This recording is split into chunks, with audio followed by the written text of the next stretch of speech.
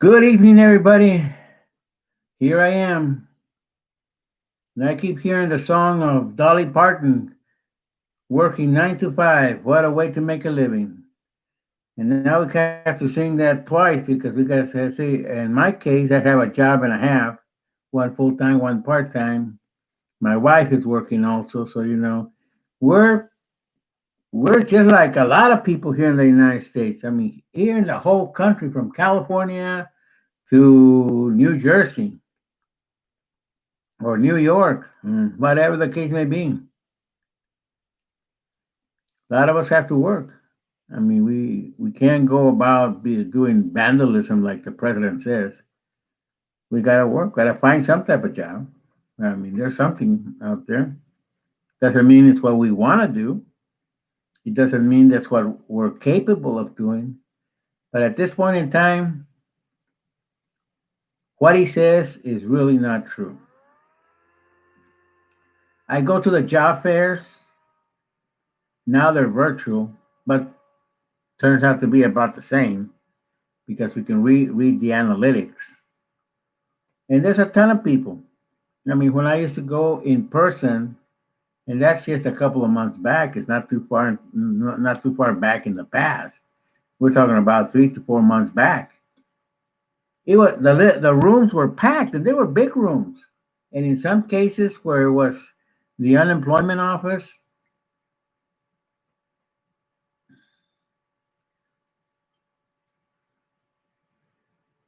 they had 3 or 4 rooms, and they were all packed.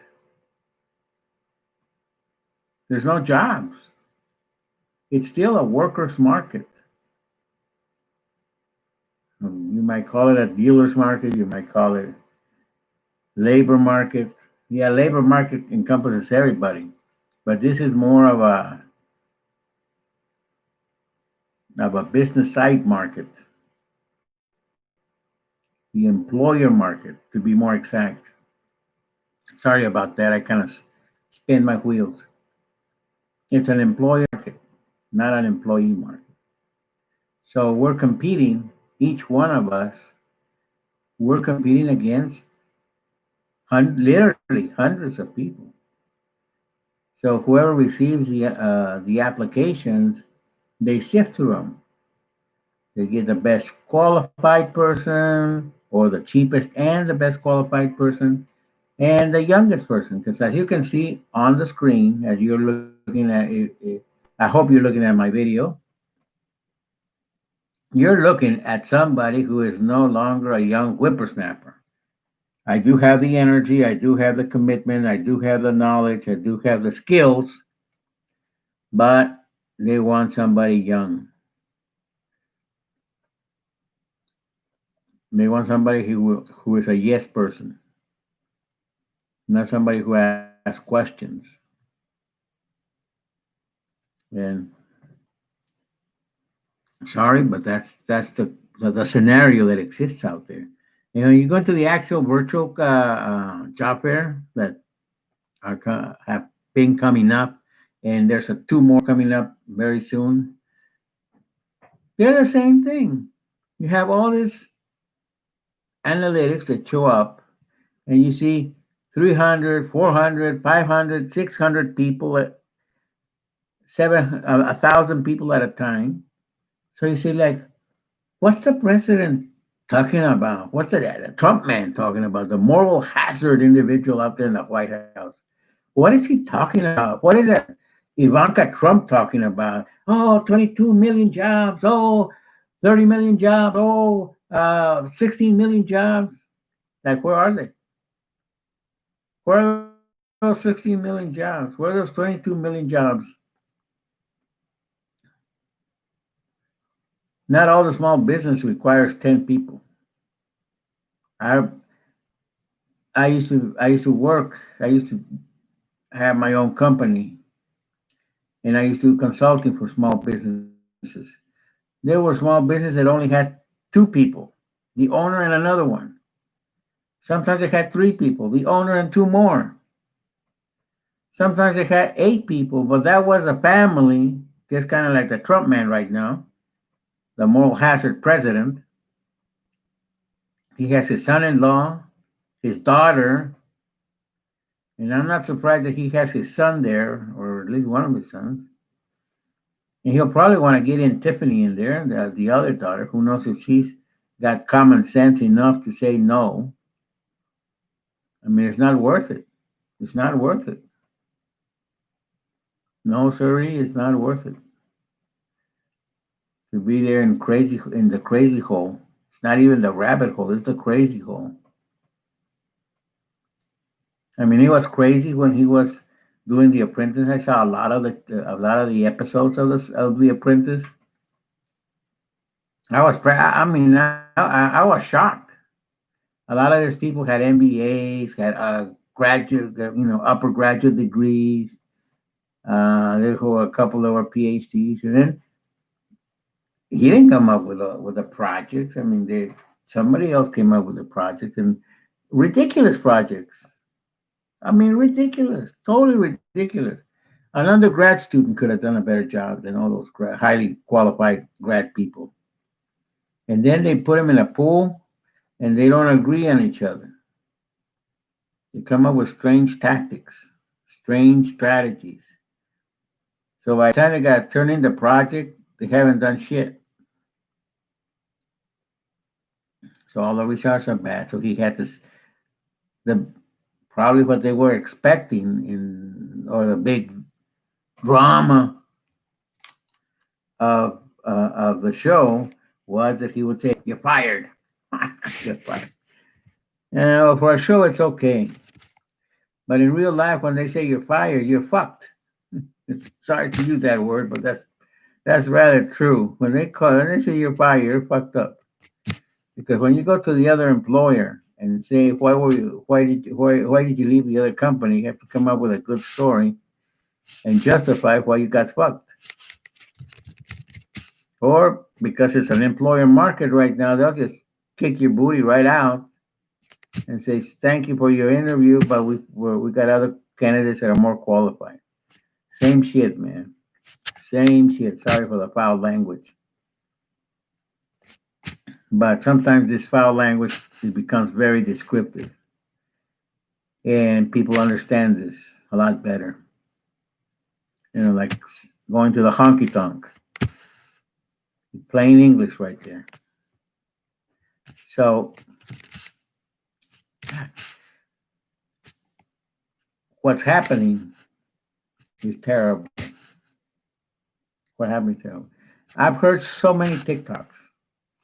And let me say one thing about TikTok, which I want to bring to the surface. I think I mentioned it in prior videos, but I thought I'd highlight it one more time for the sake of the disgraceful William Barr, an attorney who holds no loyalty to the oath he took to the Constitution, who's a subservient. I mean, he didn't have to go to law school to be a subservient. He could have just gone and got a BA or an MA with a paralegal job or a criminal justice law degree. Even that would be shameful for him to be doing what he does. And then they say, "Oh, we're going after the pedophiles. Oh, we're going after the druggies." That's been an ongoing war like forever. It's nothing new. He didn't discover the magic stick. He didn't find the needle in the haystack. Neither Donald Trump nor William Barr, none of those bozos found anything that didn't already exist. And they've been fighting it like forever. And this time's a little bit more aggressive to give Donald Trump a visibility, something that can put him in the hero status, which is not. He's not a hero. He's more like a villain. Even the guy that came out, Dr. Evil, he's more of a saint than Donald Trump. But what can we do about that? What can we do about that? We're stuck in the mud, and the only way to do it is to go out and vote. And again, this video, it's the end of the week, and on Saturday and Sunday I can't do videos. I gotta work, but uh, it's not exactly what we expected it to be. He is not the man that I thought he would be. When I saw him, I thought, damn, this might be the right guy. I thought he was going to take the path of Perot, but it looks like he didn't. Instead of building up America, he's crumbling America down. The slogan, let's make America great again, like, wait a minute, there's something wrong with the slogan. Definitely wrong. I mean, what put America in the pedestal? That's a question to everybody. What put America in the pedestal? And did America ever fall down from the pedestal? That's the second question. What put America on top of the pedestal and has America off the pedestal? Answer me that question. Now, there's a bunch of TikToks, like I said, that try in a meager form to justify that he's a good president. No, he's not. He's not a good president. He's not a leader. He says he's a leader. He says he's a good president because nobody says that. And then they say, oh, the media's against him. The media's been against him all his life. I've been following, not because I want to follow him or because I foresaw the future and I said, oh, this guy's going to be president one day. I mean, he said it several times in several shows, in several interviews that he did, because he likes the newspapers to be, the press to be around him. Ever since he took over the Trump organization, he considers himself a celebrity. He always calls the press. He's always doing press interviews, whether it was at the casinos over there in New Jersey, whether it was at the Trump Tower, wherever he was at any of those golf courses that he made. He was always looking for the press, the attention of the press. When he was he had the America Beauty Passion, he had the press. The Apprentice, he had the press, and then he had the cameras. The cameras that he condemns now, he praised them then. He said, "Oh, this is great. Yeah, yeah, yeah. This is the cameras and the producers and the TV station." He didn't say they were fake and they were evil people. Now he says that he's president. Now he's in the bully pulpit. Oh my goodness. Oh Lord, have mercy on us. So think about it. Think about the situation that he has put us in, and he is not the man who we need. He is not a leader. He is not a manager. He's just a gangster, basically. Even gangsters are better than he is. Even the worst gangster is better than he is. So, let's look at that picture again and see where we're at. Let's look at what's going on right now in the radical right wing. The radical right, because that's what they are. They tried to abduct the governor of Michigan. For some reason, the FBI did their job. Of course, that didn't please Donald Trump. I mean, so just so the director Wade takes clear conscience of that, he didn't please Donald Trump by avoiding that they kidnap Gretchen Whitmer, the Wolverine militia. Now somebody raised it up to a in-house or internal terrorist group which he is. They are. They are the internal terrorist group. And you're calling some of the other bozos terrorist groups, but why not this one? And somebody in the TikTok world said, "Oh, Antifa. Biden didn't condemn Antifa." I mean, I don't know where they get that Antifa has all these people under their belt. I mean, no matter how, Antifa hasn't been doing what is called proselyte work, meaning political recruiting. I mean, they've done some recruiting, but they don't have all that funds. They don't have deep pockets. They're a nonprofit organization, and they're anti-fascist. So think about it. If those people are anti-fascist, fascist, they're against fascism. They're against Steve Bannon, who is a fascist. I mean, what he preaches is fascism. I mean, no two way about it. He might want to decorate it with flowers, add a little bit of perfume, but still fascism at its core. And that was the one that wrote on some article that I forgot where I put it about political economy, which what it means is that collectively we all are in the same framework. And that is independent of racial division, people division, all kinds of divisions that we can have within the country. We're still under an umbrella of political economy. In the next video, I'll have some paper so I can write it down and show it to you like this because I'm kind of low tech. I should be able to write on the screen, but I can't. Nothing comes up. So, I keep using the word "so" at the beginning of a sentence, and they told me not to use that.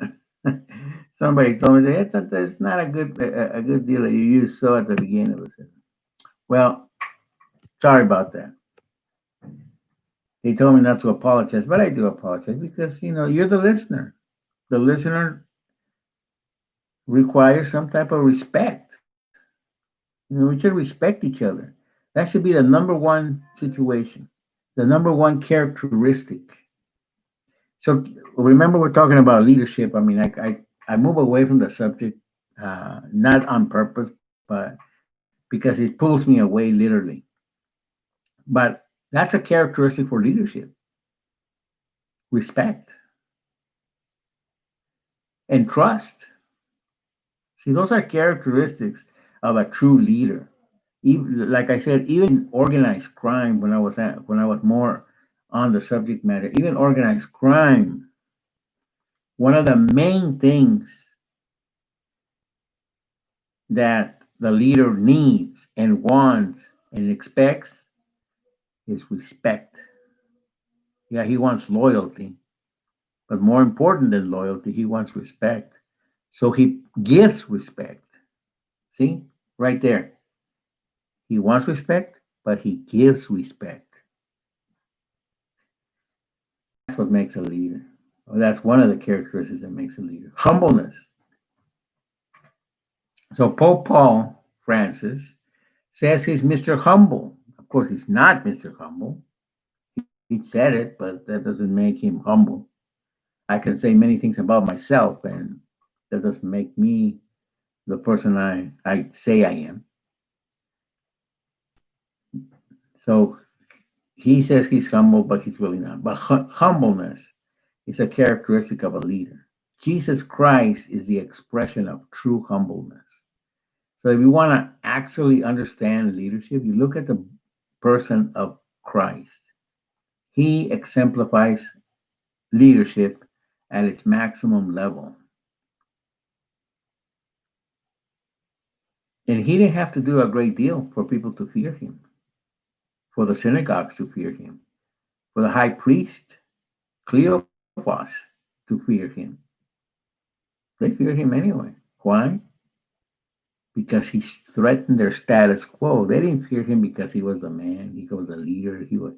he had a group of people, followers. No, it threatened their status quo.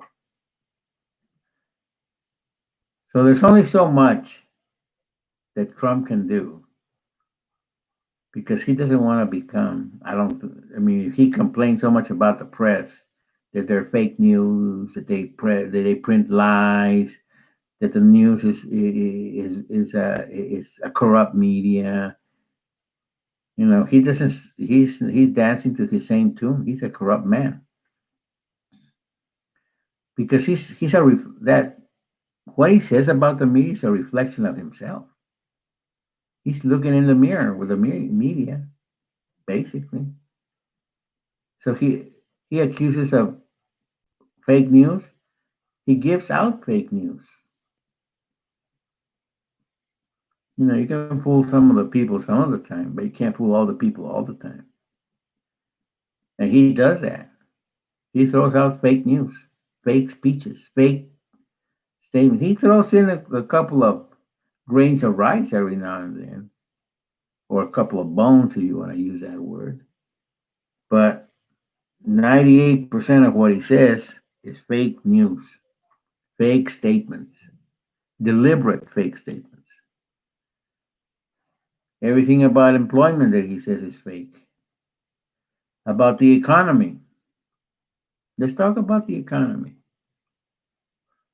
The V-shaped economy that he pronounced. Oh, we're having a V-shaped recovery. Yeah. Whoa.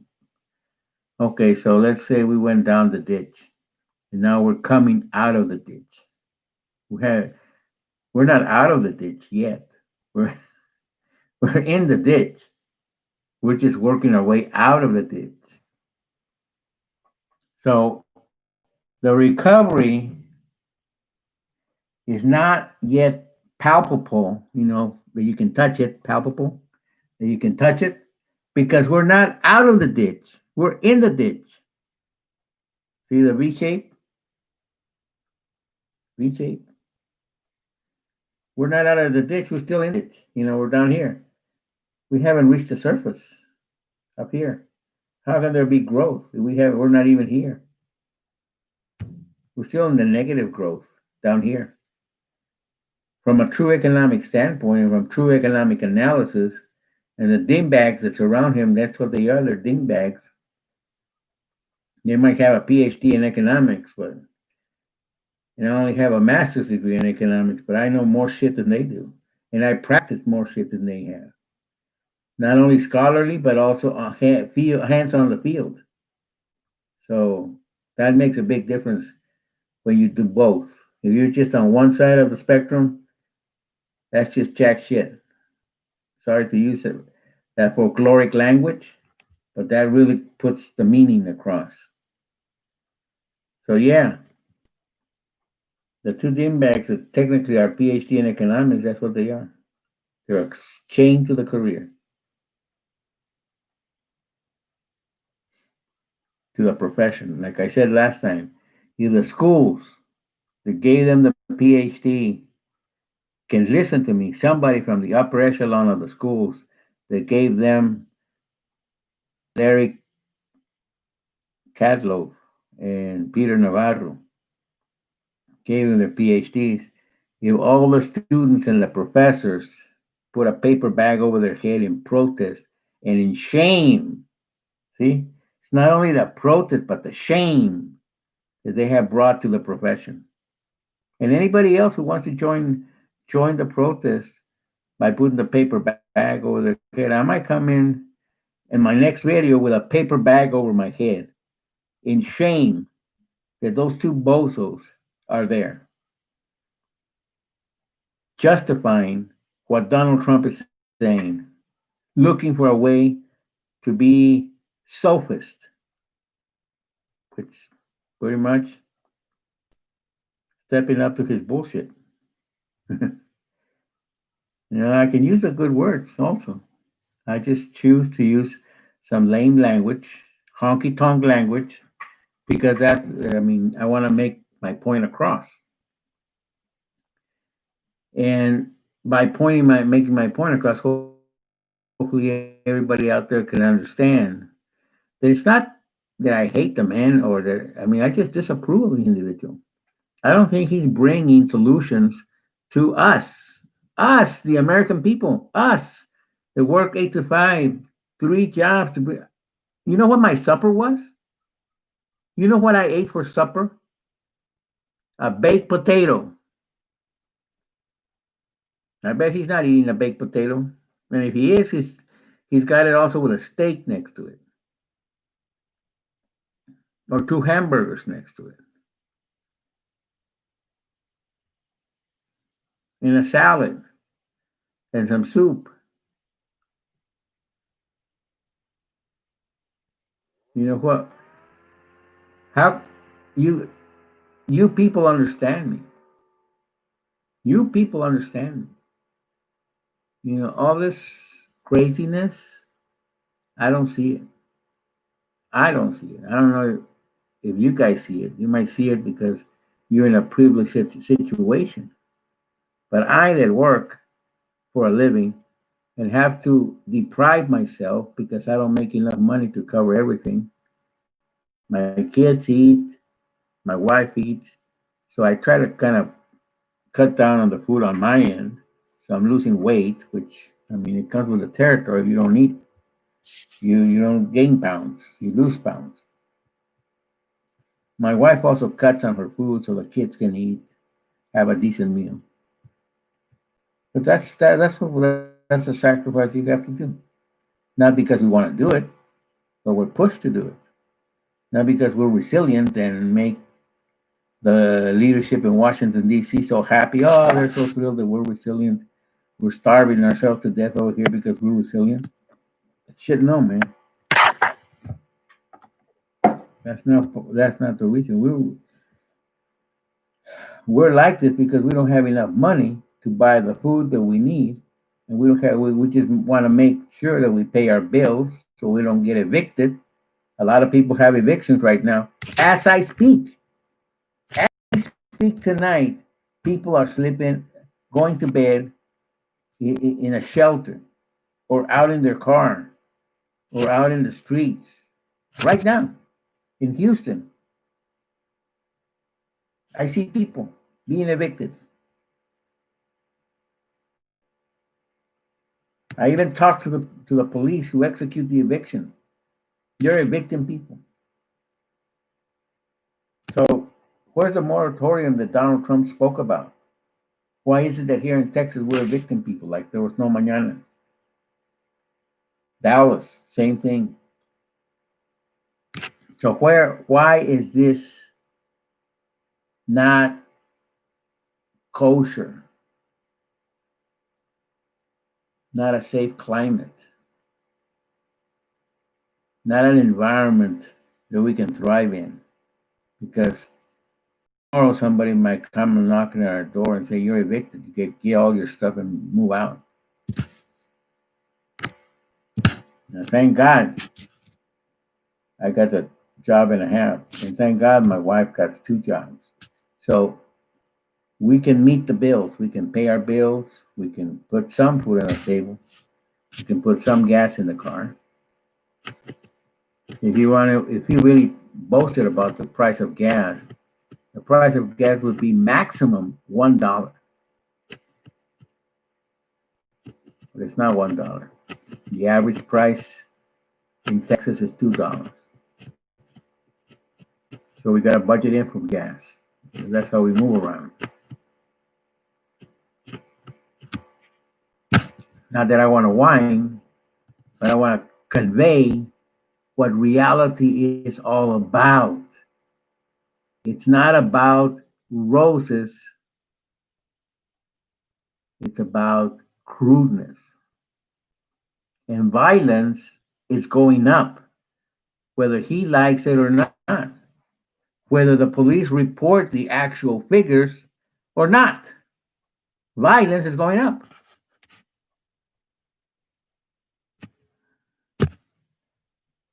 People are a lot more scared. Why? Because of the violence. People are going into houses to steal. Why? Because they're hungry. Why in the 1776 time, 1775, 1774, 1700s, why did the people from England were in prison and then they shipped them over here? Why? Because they were stealing for hunger. The Industrial Revolution didn't do any good stuff. Right now, Donald Trump is putting a finger to cover the sun. He can't cover the sun with one finger. No, sirree, he can't. We are in an industrial revolution as we speak. And we are in a transition phase. So our new leadership needs to step up to the table and think about what needs to happen in order to have and address the workforce to begin with, address education. Because yes, people protest. I heard a lot of people speak on TikTok about bad education and pro-choice, and that's crap.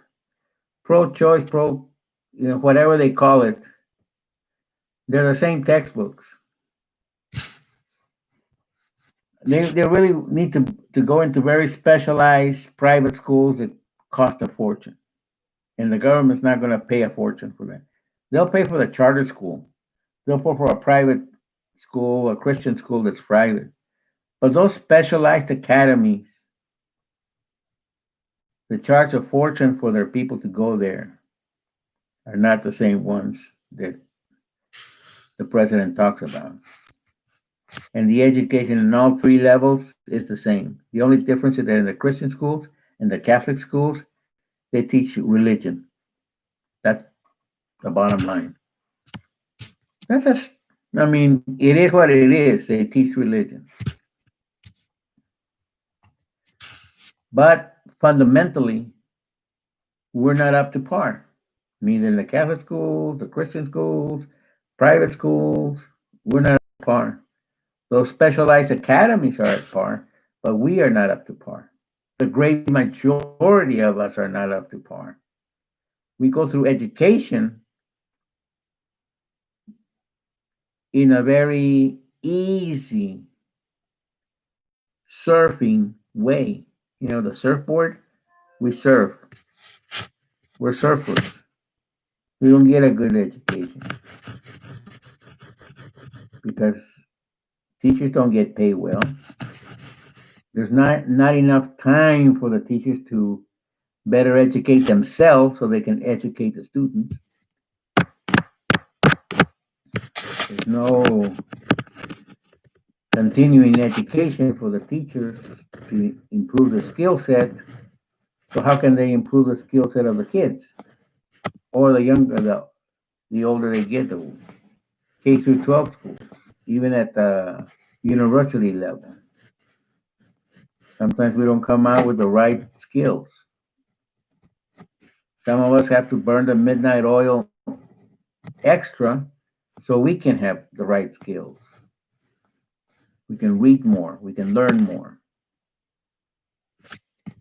Because we want to learn, not only pass and move on, but pass the test, but also walk moving on forward with better skills, better knowledge, greater knowledge of the profession, of the of what the education is all about. So the spectrum is kind of, and the spectrum to have the greater good education is even narrower. Think about that. People who are in favor of Donald Trump, think about that.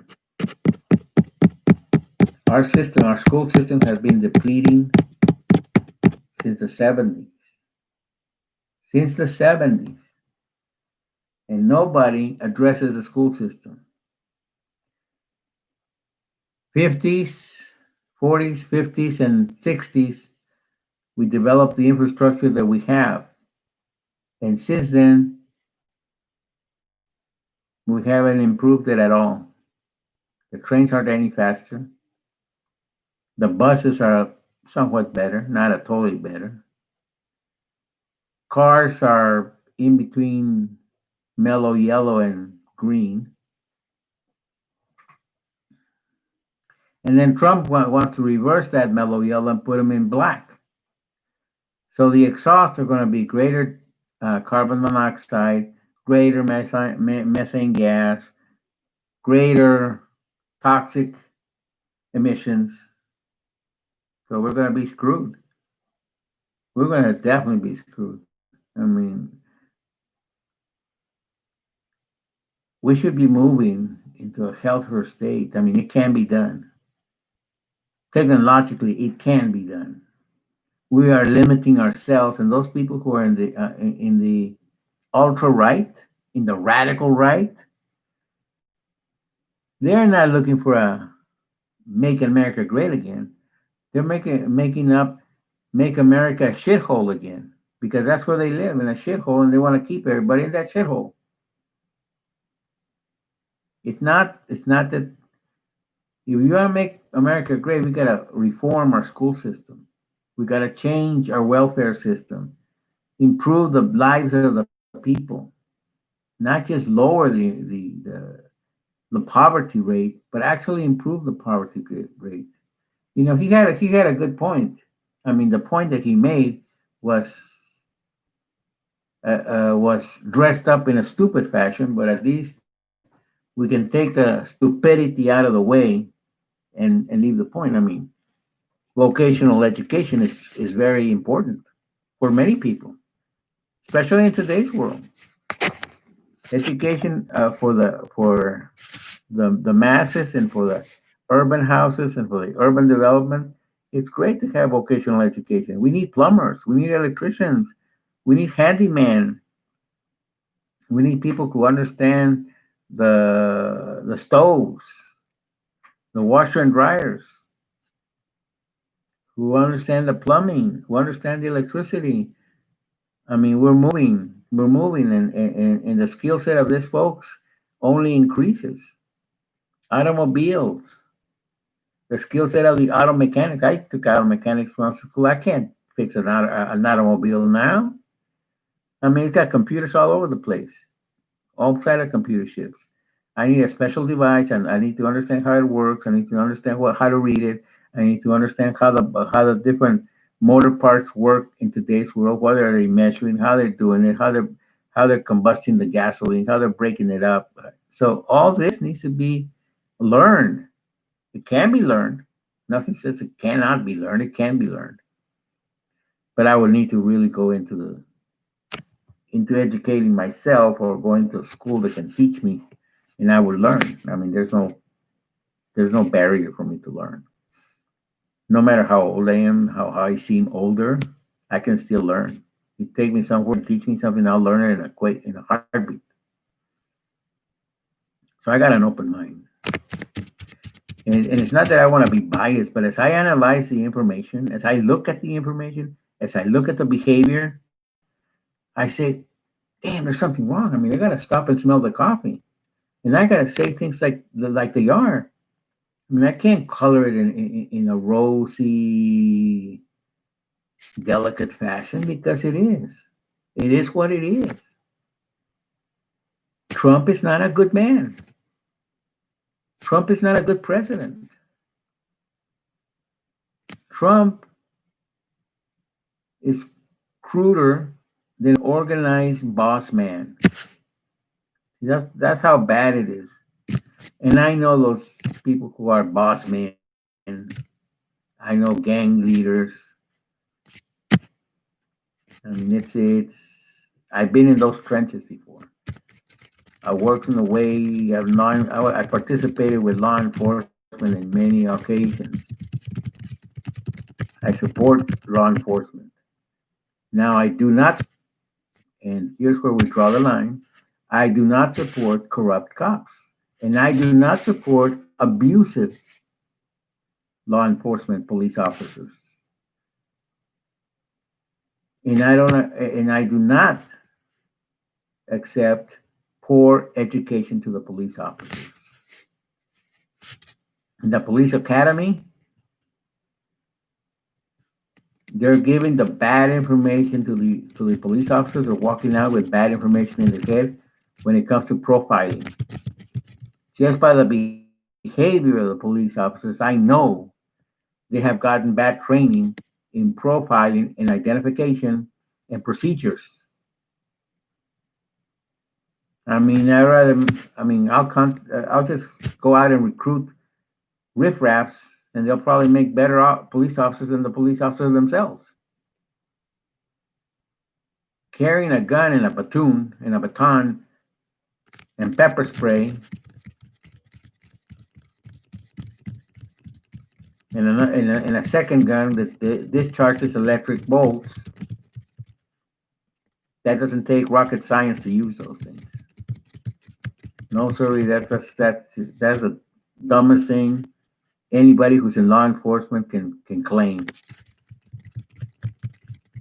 There's a lot of people right now, in states that are authorizing this to carry a gun, and many people are going to get it, have gone, not are going. Yeah, some are going, and some are already done it.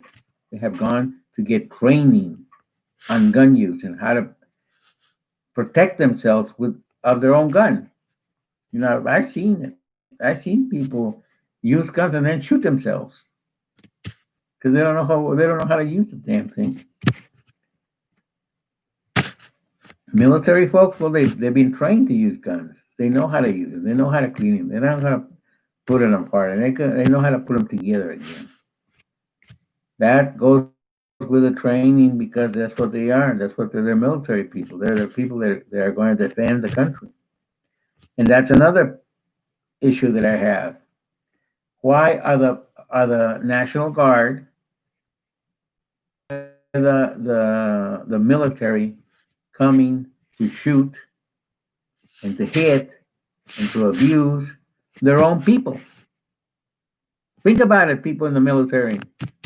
And here's somebody who was close to the military.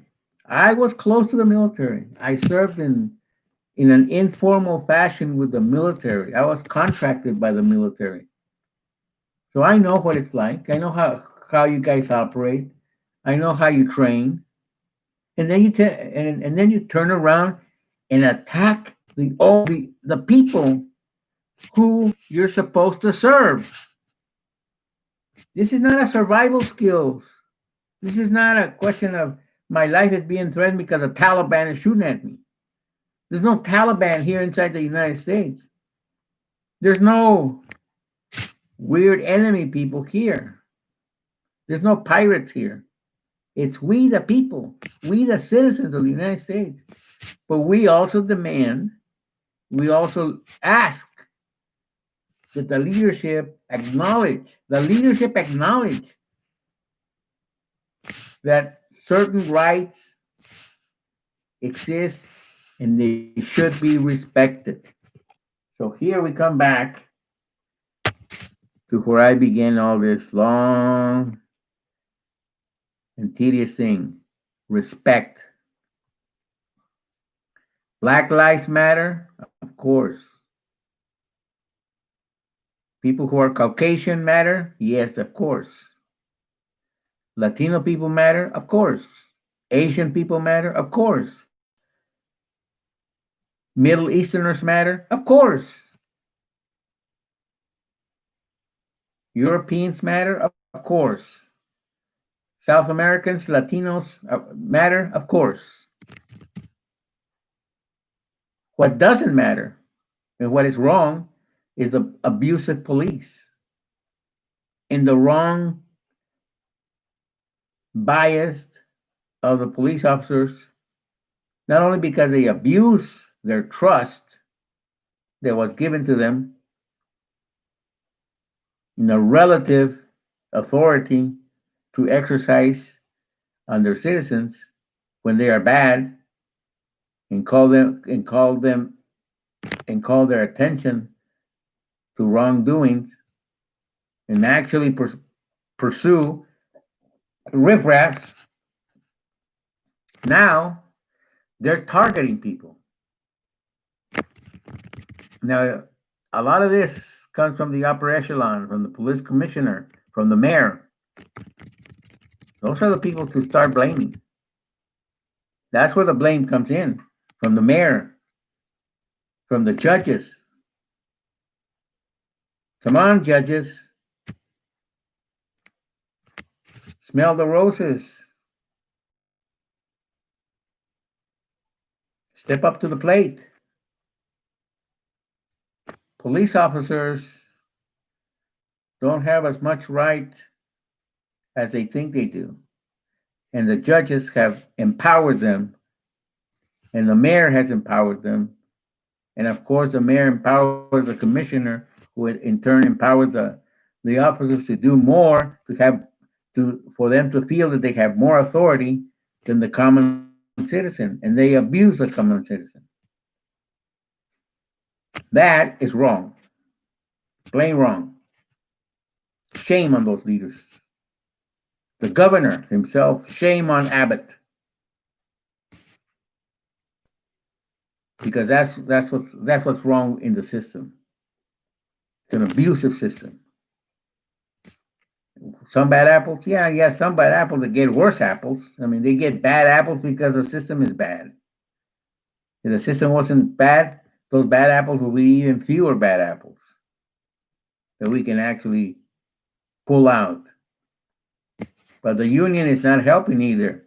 So the leadership of the union also needs to stop their corrupt ways. The police union. The police union, like any other union, the Teamsters, you name the electricians, you name the union, the actors, all the unions need to reform their way of operation. And they need to be more intelligent, and they need to understand negotiations a lot better. This is not a bullying situation. What Trump does is being a bully. And anybody who's a bully, whether they're in school or out of school, they alienate people.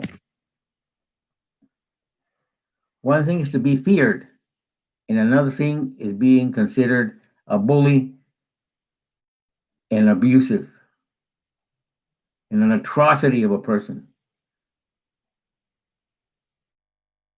And people don't want to deal with atrocious and impertinent and unacceptable behavior for people who their only purpose is to manipulate people and to abuse people.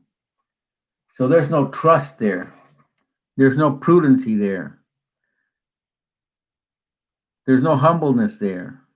There's no empathy there. There's no sense of guidance there. I can go on and on. And those are leadership qualities. Understanding the whole of the matter. Understanding how to protect their own, not deflect their own, not damage their own, not cause pain to their own, not cause division on their own, for their own. And that's exactly what Donald Trump is doing.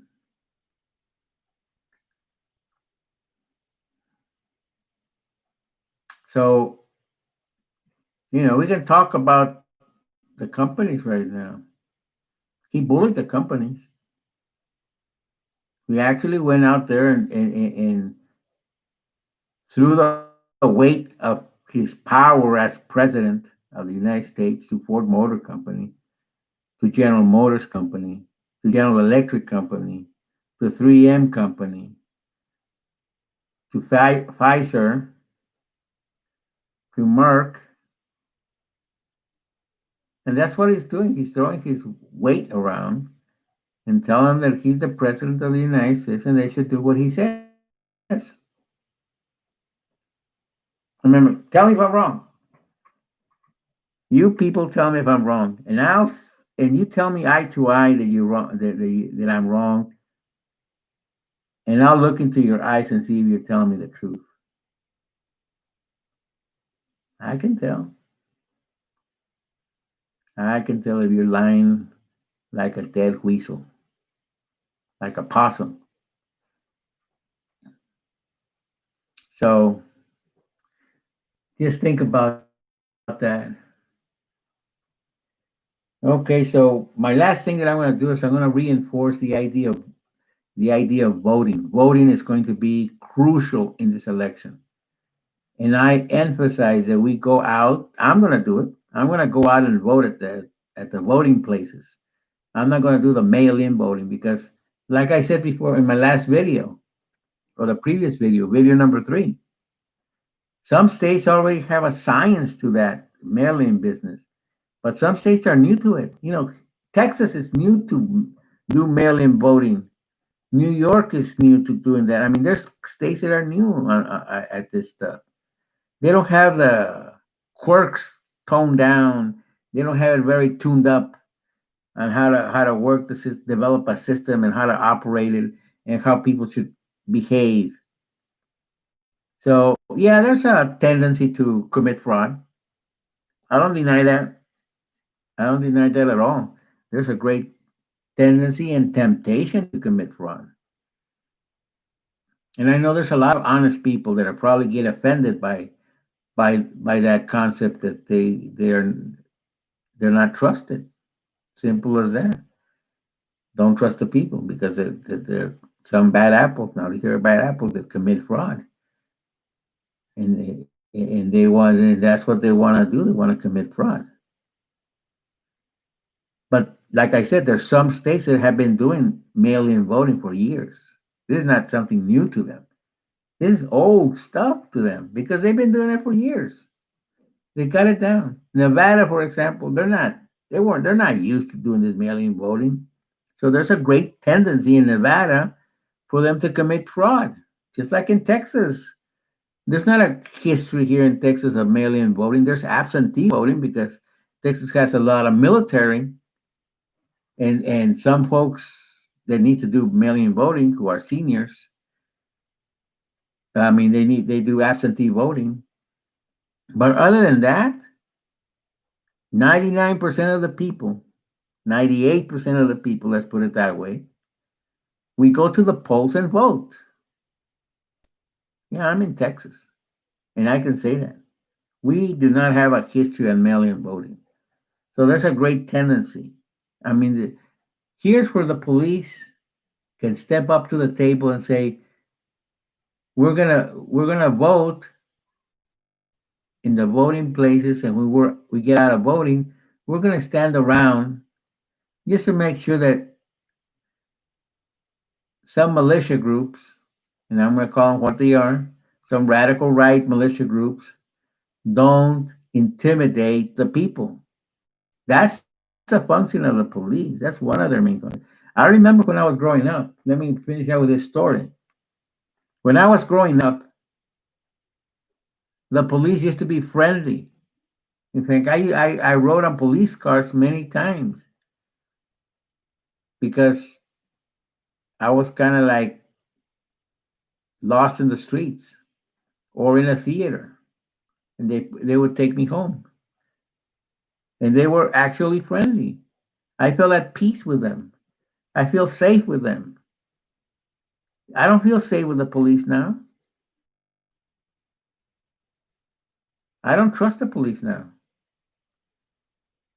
I used to trust them when I was, and not because I was a kid, but because they made me feel trust that I could trust them. They gained my trust. You do that with little kids, you can gain their trust, and they'll be happy as they can be. They'll hug you. They'll love you to death. Same thing with old people, older people, adult people. You gain their trust, and they'll be your friends because you are their friends. That has escaped the police. That last thing that I said, that escapes the police officers. They're not our friends. They're not our safe guardians. We can't trust them. They're hostile, and they get more hostile as time goes by. Instead of them becoming saying, "Oh, we're going to be working with the population. We're gonna become friendlier. We're gonna set up this cookout so we can meet the people. They used to do that. No joke. When I was in junior high, police used to do cookouts, and we would meet the police, and they would go to our school or to my school. They would come to my school. They would talk. We would talk to them, and you could see. I mean, they would park their cars outside in the park where they had the cookout, and people got to meet them. I remember I was a older kid then. I got to talk to them, and many kids wanted to be police officers. They wanted to be firemen. Now they don't really want to be policemen. I mean, it's still in the making, in the mindset of people. Being a police officer as a way to have a job, as a way to have exercise some type of power. The uniform, the uniform says a lot. But you can be a military person and have a uniform, and it's not the uniform that makes the soldier; it's the soldier that makes the uniform. So the same thing applies to the police officers. It's not the uniform that makes the police officer; it's a police officer that makes the uniform. So that's my take on police officers. So if somebody sees my video and they hear what I'm saying the what it is as a citizen, as a worker, somebody who works from 9 to 5, a job and a half. My wife works 2 jobs. So here is where we are. We're stuck in the mud. Not only as individuals, we're in a ditch, but the whole economy is in a ditch. And have we recovered? No, not yet. We're trying to squeeze out, but we're not recovering. The fiscal deficit. Think about it. The fiscal deficit. The deficit of the United States operating budget is in the dish. I mean, it's crap. It's a fiscal deficit.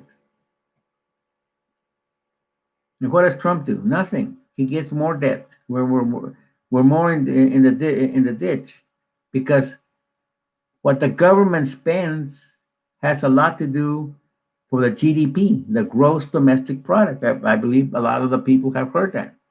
Many people listening to this video understand what the gross domestic product is. At least at a name on TV, you've heard it. The news have said it. Everybody says gross GDP. Oh, GDP, well, gross domestic. Well, so gross domestic product is the accounting of everything we do, of all the monies and everything, manufacturing, services, and blah blah blah. We add up all this together, and we come up with a net between revenues and expenditures. We come out with a net overall for the whole country. Are we net gain or net loss? So what's the situation? Today, we're in a net loss, super loss. We have a $1 trillion plus deficit. And that's not to include the debt, the national debt of the US. That's humongous. We're in a debt trap. And if nobody said it, I've said it. Takes a little bit of brains, a little bit of knowledge, and none of this crap that Ben Carson throws at us. Oh, I was a neurosurgeon. I'm really smart. I did neurosurgery. I'm super smart. Well, if he was super smart, he wouldn't be doing the crap he's doing at the housing authority. I mean, housing and urban development. Where's that genius that he is? Spending tons of money renovating an office. I mean, where's the doctor ethics? Nowhere in sight. So he spends a ton of money renovating an office. He doesn't do shit. He makes things worse. Instead of having good subsidized subsidized housing, which that's the correct word, subsidized housing, affordable housing. People are being evicted. People are wondering, where am I going to live? Or housing authority places are overcrowded. Housing and urban development buildings that they run themselves. HUD runs those buildings. They're overcrowded. So what is his solution? He doesn't have one. Just like the Trump man, he doesn't have a solution. He doesn't have a health plan. Period. No health plan. Zero. Silt. And what does Mitch McConnell do? Silt. What does Lindsey Graham do? Silt. Kentuckians should put the hat on, smell the coffee, and vote the son of a bitch out. South Carolina should do the same thing with Lindsey Graham. And Tennessee should do the same thing with the senator and House of Representative individuals. Vote them out. North Carolina should do the same thing. Georgia should do the same thing. I mean, there's no improvement for our lives. Our lives are not good. Period. With that, I say goodbye to you. Have a good evening. Rest beautifully. God bless you. And I'll see you Monday.